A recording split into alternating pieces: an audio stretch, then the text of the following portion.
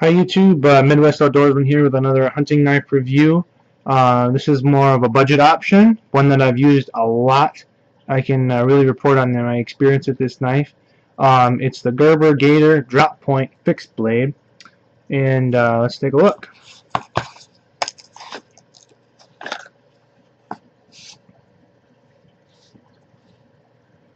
Now, for those of you that if you maybe watch some of my other videos or whatever, as far as a budget option goes, there's hunting knives from 15 bucks to hundreds and hundreds of dollars, and you got to decide on what you want to spend and what's right for you, and as far as size and what you're comfortable with as far as blade material. It depends on where you live. If you live in Alaska or someplace like that, Washington, where you get tons of rain, or if you live in Texas or Arizona where it's always dry, where you have to worry about rust, that kind of thing. But this is a good budget option. It's one of the first decent hunting knives that I bought for a decent price that has stood the test of time, and I've continued to use it. It's got a 4.5-inch blade. It's 9.5 inches overall, weighs 5.4 ounces, and the blade material is 440 high carbon stainless steel, which isn't a super premium steel. It's kind of like the lower grades of steel that I would accept as even being halfway decent. But a lot of that stuff depends upon the heat treating and the people that are making it more than the the actual steel. A lot of people get hung up on, oh, this steel is better than that steel, but a lot of it depends on the knife maker themselves and how they do with their particular steel. There's some people, like I know Bark River is really famous for their A2 Super Tool steel, and they do a great job with it. It takes a great edge because they really have worked with it, and they heat treat that steel whatever they do, how they do it really well, and it turns out good, just like Knives of Alaska with their D2. Some people say D2 is chippy or it rusts really easily, and there's certain qualities that steel have, but if you heat treat it right, it really makes a big difference. And this knife is a 440 high carbon steel, so it's not a super high premium steel or anything, but it actually holds an edge reasonably well. It doesn't hold an edge as long as D2 or S30V or any of the better steels, but it's also only about $36.99 on Amazon right now instead of $100 or $250. So are you willing to pay a little less and just sharpen the knife a little bit more, but it'll still do a great job, or do you want to pay $100, $250 for a knife that'll last longer? But on the other side, some of those knives that have better steels that will last longer are a little bit harder to sharpen, so it'll take a little longer. So it all depends on what you want to do. But this has got a great handle shape on it.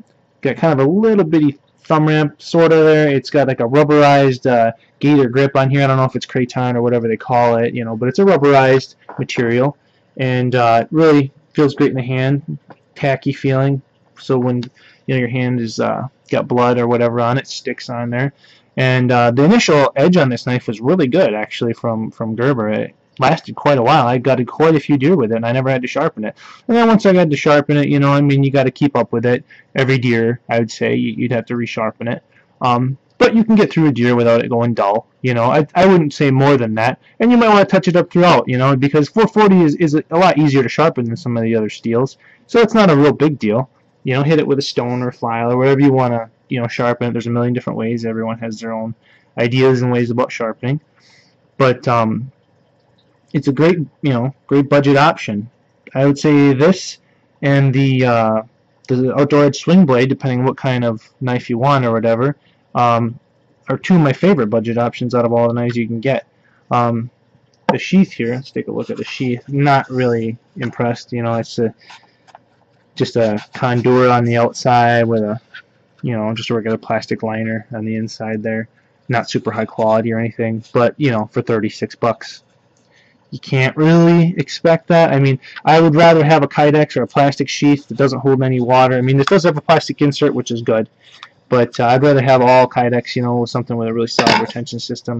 The knife does, fit in there snugly. It doesn't snap in or anything like a lot of the cold steels do on their Conceal X sheath, which is great, but it holds it reasonably well, and it also has a snap on there. But other than that, just a pretty much straight up hunting knife. You can see the blade thickness on there. I don't know the specs off of that, but I'd say it's somewhere about 0.18 maybe a hair less. I would not, use this wood for batoning or anything, or this knife for batoning wood or anything like that. This is a hunting knife. I mean, if you were in a live or die situation, obviously you could do it, but it's not what it's made for. It's made for hunting. And it doesn't have a super huge thick tang that comes all the way through. I'm not sure how far the tang goes into here because it doesn't come out. There is a lanyard hole right there. You can see that. But great, all-around budget knife.